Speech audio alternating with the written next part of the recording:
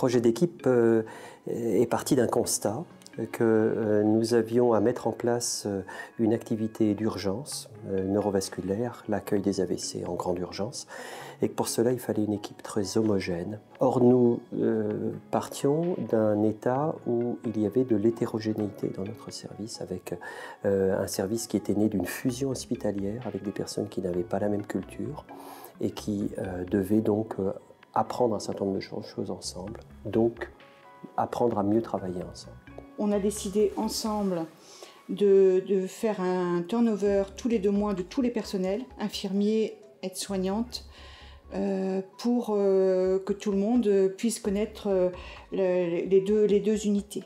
Alors il a fallu en parler parce que dans un premier temps les gens ont été un peu interloqués. Il a fallu vraiment insister pour que certaines personnes acceptent de participer. Il y a eu des personnes qui étaient très partantes et d'autres que ça inquiétait. On a insisté pour que tout le monde soit là et il y a eu une adhésion progressive. Et conjointement, en fait, ce qu'on avait demandé aussi à la direction ensemble depuis longtemps, c'était d'avoir des séminaires, un séminaire de 2 jours pour chaque équipe et contre-équipe. Il y a eu une grosse adhésion et on peut dire que la DRH a vraiment soutenu, a suivi avec intérêt le travail.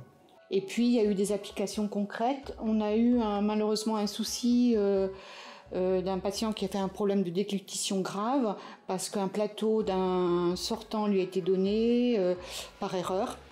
Et en regardant avec un médecin et l'orthophoniste ce qui s'était passé, en faisant la RMM, on s'est rendu compte qu'il y avait plein de verrous qui avaient sauté. Donc on a repris toute cette chaîne et on a abouti à la conclusion qu'il fallait que les aides-soignantes utilisent un autre support. Elles ont vraiment leur place, donc elles ont leur temps de parole. Et quand je leur ai dit que le taux de pneumopathie avait diminué de moitié, elles étaient très fiers. Et nous aussi. Voilà, on parle beaucoup ici.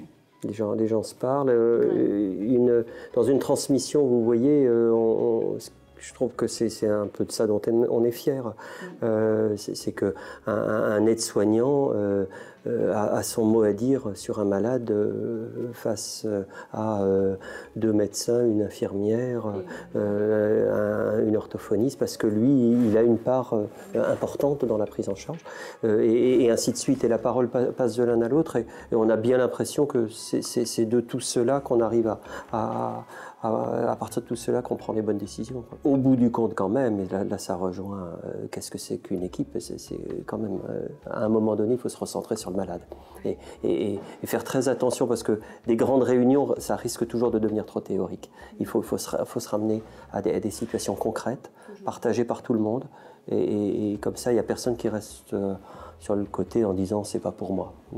Alors le programme PACT, dont j'en ai pris connaissance très récemment, moi ce que ça m'inspire, c'est que les personnes qui vont bénéficier de ça vont avoir, entre guillemets, un peu les choses clés en main, alors que nous, il a fallu qu'on crée notre matériel. Par contre, il va falloir qu'ils soient persuadés que c'est utile. Ils vont avoir moins cette impression d'avoir travaillé sur le projet que nous. Donc je pense qu'il faut qu'ils soient persuadés que ça a des effets bénéfiques. Et je pense qu'on ne peut pas être en confiance les uns les autres si on n'est pas vrai. Donc ça va ensemble.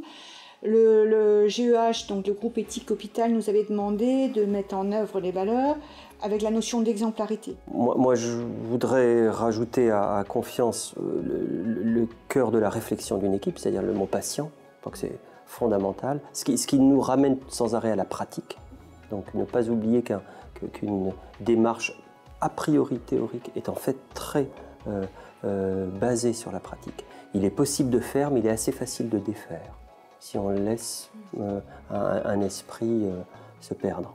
Donc voilà, c'est la continuité et la volonté qui sont des mots forts dans ce type de démarche.